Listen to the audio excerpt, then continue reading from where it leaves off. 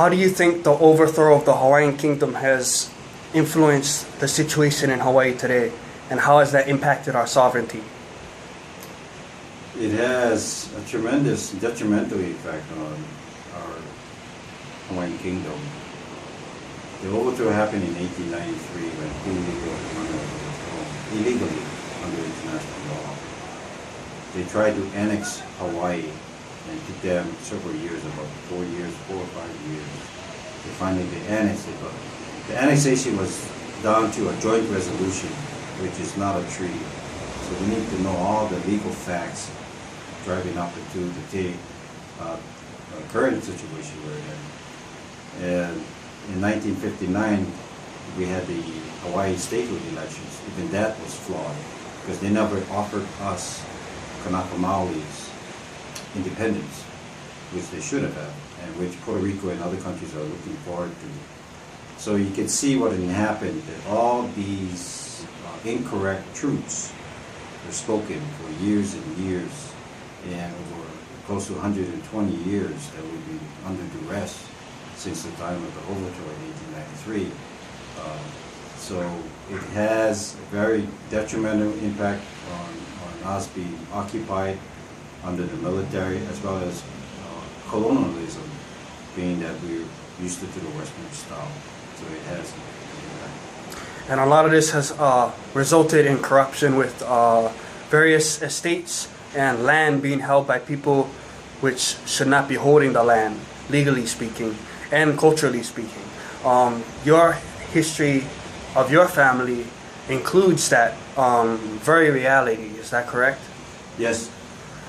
Our family, the Kanakaole, has 42 or 43 Mahele claims, land claims, back in 1848. My tutu, the name I carry, Kili Kanakaole, he has 7 claims. You know, it's a lot of it over here on the volcano and so on. So these are allodial titles belonging to the kingdom and the people, as well as the chiefs and the monarchy, like our family. But the whole essence is that we, as a people, we need to unite our people together and let them know what our agenda is for the future. And the future is that we need to care for our people and any citizens that's coming into the new nation of the Hawaiian Kingdom. So that's what we really need to do. And these issues have affected all the people of Hawaii very dramatically. You have land, the cost of real estate has gone dramatically up with foreign investors purchasing our land and sometimes not even living on it. Meanwhile, we have homeless Hawaiians, we have homeless locals who have no resources available to them. And this is part of the system of oppression. How do you think we can solve this going into the future in the long run?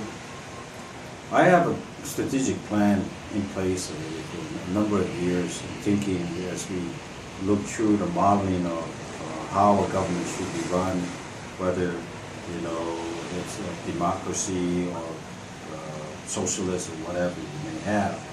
We should have the best government in place in the future. We should never have let the foreigners purchase land, if they ever had purchased land. I really don't know during the Hawaiian Kingdom time. That's where the confusion is. We have attorneys today that don't want to tell us, but they know they're hiding the secrets.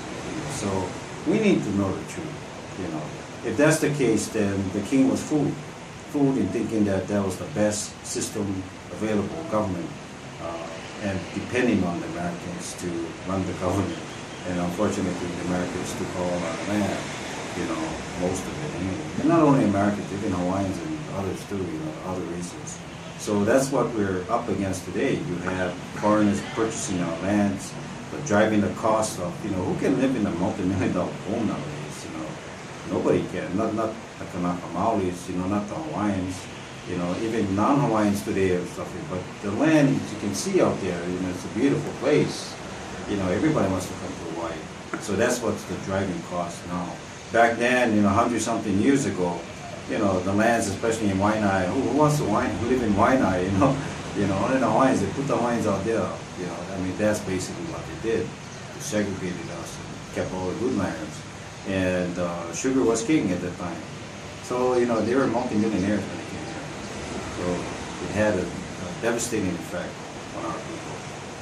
And this is all part of we see corporations today like Monsanto trying to use GMO crops on Kamehameha School lands, and it just shows the long-term sellout of our lands, of our people, of our culture, in order to make money for a few elitists in power.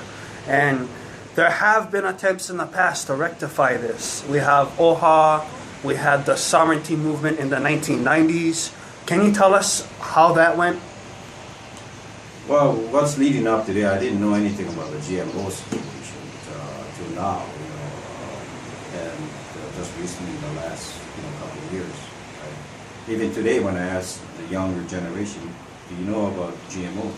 What is that? So it is a problem, because the whole situation with Monsanto being a producer of weapons and so on, and pesticides as well as food products, and we're eating all poisons today. If you look at it, you go to McDonald's and the fast foods and whatnot, those foods are not healthy foods. We should be eating healthier foods. And in the old ancient days, we had our own sustainability in food production. 100% of the food were manufactured in the islands, whereas today, currently, we have about 5% actually produced here. And most of it is purchased from foreigners or from corporations, and that's the driving cost of it. With Monsanto leasing the land in Kamehameha Schools, I have a problem with that, because they should have done their due diligence and know what they were going to do. And if they have violated, and which I'm sure they did, with poisoning the land with pesticides and using illegal pesticides, then they should be evicted from the land and clean up the land. But that's the Kamehameha Schooliana, and I don't want to get into the details of that. But the GMO is a big thing, and we need to ban them, just like Europe has banned them. So those issues are real hard issues. We are starting to see awakening around the world, where people are rising up in Scotland, in Europe, in Ukraine. People are realizing how multinational corporations, these special interests, are controlling their lives, and they're starting to throw the chains off their ankles. When do you think Hawaii will be able to accomplish this? It's going to be a while, no doubt about it, because we have to go through the political process. That's why I need you, the Opio, the young ones, to vote, as well as the Kapunas, to vote for sovereignty, for independence. You can vote for a Republican or Democrat or whatever, but without the people power, without people's voting, even the Kanaka Molis who refuse to go sign up on the roll call, Kanai or Walu current list, and say that we'll never sign it. I will never sign it. I never did, but I've been defaulted into it. And I might consider signing it if I have to, because I want to run as a delegate. But the thing is, I'm going to run as a Hawaiian national. And that's the key here.